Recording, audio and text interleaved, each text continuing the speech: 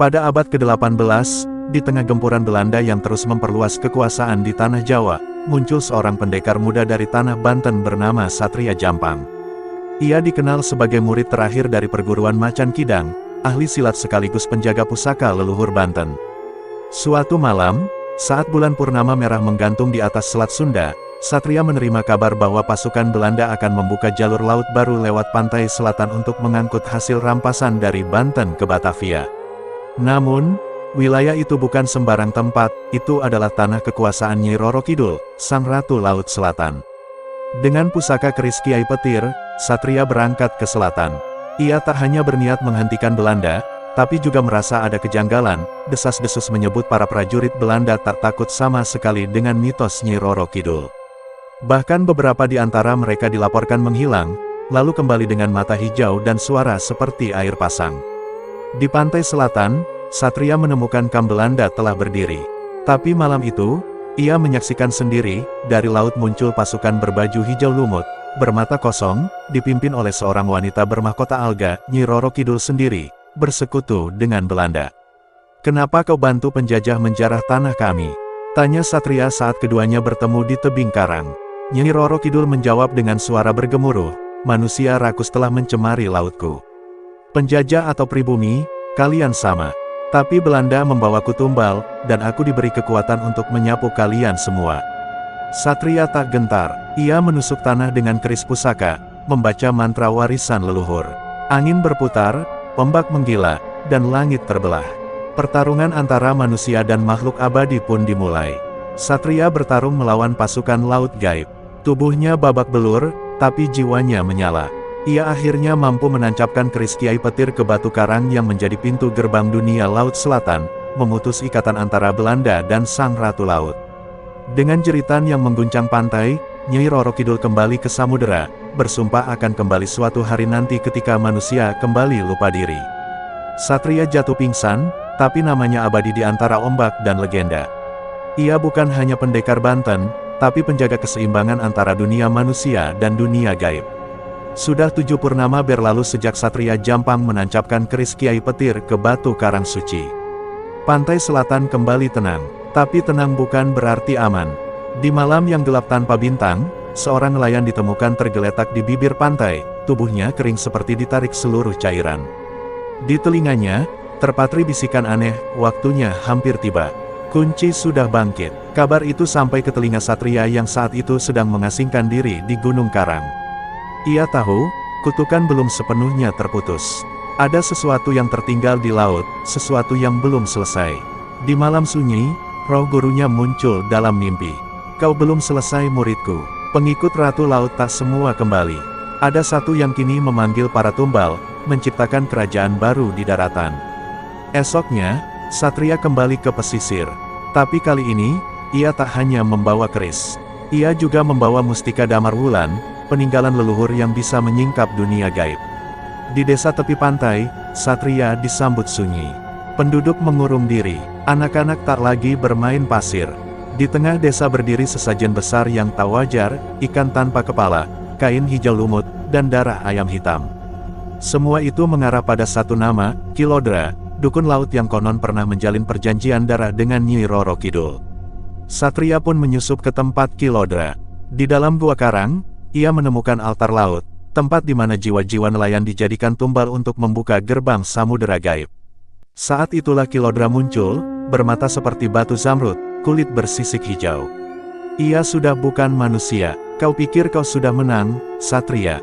Laut tak pernah tunduk, dan aku adalah penjaganya sekarang."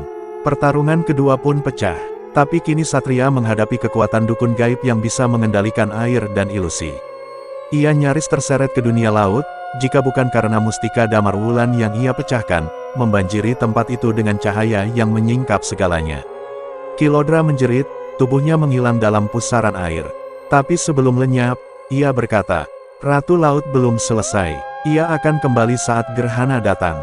Dan saat itu, tak ada tempat aman lagi." Satria sadar, ini baru awal dari perang panjang.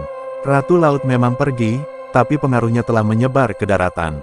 Dan gerhana itu, tinggal menunggu waktu. Langit Banten mulai berubah.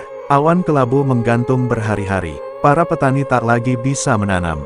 Ombak laut selatan naik tak wajar. Dan yang paling menakutkan, anak-anak di desa pesisir mulai mengigau, menggambar sosok wanita berambut panjang dengan mahkota alga. Hari yang ditakuti pun tiba, gerhana matahari total. Tapi bukan hanya gelap yang datang, melainkan gelombang darah di bibir pantai. Satria Jampang, yang telah lama bersiap, kembali ke tempat semua bermula, Karang Tirta, batu karang suci tempat keris Kiai Petir dulu ditancapkan. Tapi kini, pusaka itu hilang. Dan dari laut, muncullah pasukan gaib, prajurit-prajurit laut berbaju zirah kerang, berwajah pucat seperti mayat tenggelam. Dipimpin oleh seorang wanita tinggi dengan sorot mata tajam, Dewi Sekar Laut, tangan kanan Nyi Roro Kidul yang selama ini tidur di dasar samudera, kini bangkit untuk membuka jalan bagi sang ratu. Pendekar, kau pikir bisa menahan kekuatan laut hanya dengan keris dan semangat leluhurmu? Teriak Dewi Sekar Laut. Satria menarik napas dalam, lalu menggenggam seuntai jimat dari ibunya. Ia tahu, ini bukan sekadar pertarungan fisik, tapi juga batin. Dengan bantuan mustika Laut Putih yang diberikan oleh seorang pertapa tua dari Gunung Kendeng, Satria menciptakan lingkaran pelindung di sekitar karang. Ia membaca mantra warisan Banten kuno, memanggil kekuatan leluhur, dan perlahan tubuhnya menyala dalam cahaya biru kehijauan, warna laut yang suci. Pertarungan berlangsung dahsyat. Ombak setinggi pohon kelapa menyapu pantai, petir menyambar laut. Dewi Sekar Laut memanggil badai, tapi Satria memanggil roh penjaga tanah Banten. Dengan kekuatan gabungan mustika dan mantra tanah leluhur, Satria berhasil memukul mundur pasukan laut. Dewi Sekar Laut menghilang dalam pusaran air, namun sebelum tenggelam, ia berteriak. Gerhana berikutnya, Ratu akan bangkit sendiri. Dan tidak ada pendekar yang bisa menghentikannya, kecuali kau menjadi miliknya. Setelah pertempuran, desa kembali tenang.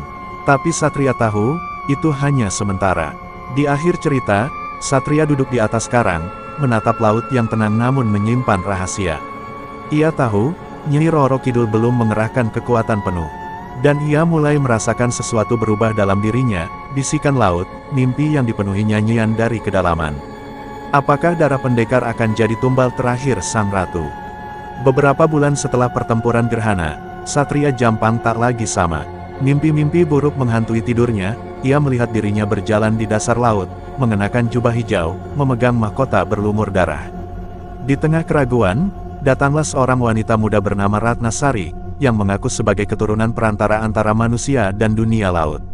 Ia datang membawa pesan, Ratu Laut ingin berdamai, tapi harus ada satu yang menjadi penjaga abadi batas dunia.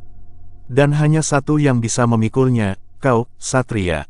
Satria terkejut. Ternyata, keris Kiai Petir bukan sekadar pusaka, melainkan segel terakhir yang menahan kekuatan Nyi Roro Kidul agar tak bisa meluap ke darat. Dan keris itu, kini berada di dasar laut selatan, tepat di dalam istana sang ratu. Ratna menawarkan bantuan, tapi diam-diam, ia menyimpan rahasia, ia adalah putri angkat Nyi Roro Kidul, yang dilepaskan ke darat untuk memancing hati Satria. Mereka pun melakukan perjalanan mistis menyusuri jalur lorong nyawa, jalan gaib yang hanya bisa dilewati saat bulan mati. Di ujung lorong, terbuka pintu ke istana laut selatan, indah, megah, tapi dingin dan penuh ilusi. Satria bertemu langsung dengan Nyi Roro Kidul. Wanita itu tak lagi tampak seperti legenda. Ia adalah entitas purba, tua, tapi memikat. Ia menawarkan pilihan. 1. Serahkan jiwanya, menjadi penjaga laut abadi, dan dunia akan aman. 2. Tolak, dan gerbang dunia akan terbuka selamanya, menghancurkan batas manusia dan gaib. Satria terdiam, tapi saat ia hampir menyentuh mahkota, suara gurunya muncul dalam batin, pendekar sejati bukan yang mengorbankan dirinya, tapi yang menemukan jalan di antara gelap dan terang. Dengan tekad kuat, Satria mengambil keris Kiai Petir dan menusukkannya ke jantung istana laut. Langit bergetar, ombak menjerit, wajah Nyi Roro Kidul berubah menjadi badai. Tapi dari pusaka itu, keluarlah cahaya, cahaya dari doa ribuan leluhur Banten. Istana runtuh, dunia laut mulai menutup, tapi Ratna berlari, mencoba menyelamatkan Satria. Di momen terakhir, ia berbisik, maafkan aku, tapi aku juga mencintaimu, bukan hanya karena titah ratu. Satria menarik Ratna dan mendorongnya keluar dari gerbang gaib. Ia sendiri tertinggal, tubuhnya membeku, berdiri tegak memegang keris Kiai Petir, menjadi segel baru dunia laut. Epilog. Puluhan tahun berlalu, di pantai selatan, ada tugu batu setinggi manusia dengan bentuk siluet seorang pendekar. Setiap malam satu suro, ombak akan mengalun lembut, seperti suara doa dari laut. Ratna Sari hidup sebagai penjaga pantai, mengenakan kerudung hijau, duduk di tepi karang, bercerita pada anak-anak tentang Satria Jampang, sang pendekar Banten, yang menolak menjadi dewa, memilih menjadi batas, demi menyelamatkan dunia manusia. Dan laut, masih misterius. Tapi selama tugu itu berdiri, tak ada badai yang menyentuh tanah Banten lagi. Tamat. Berikut sebuah cerita yang bisa kami sampaikan saat ini. Semoga teman-teman bisa terhibur dan tunggu cerita horor selanjutnya. Terima kasih sudah mendengarkan cerita ini. Kita lanjut di cerita yang lain dan salam hormat dari saya.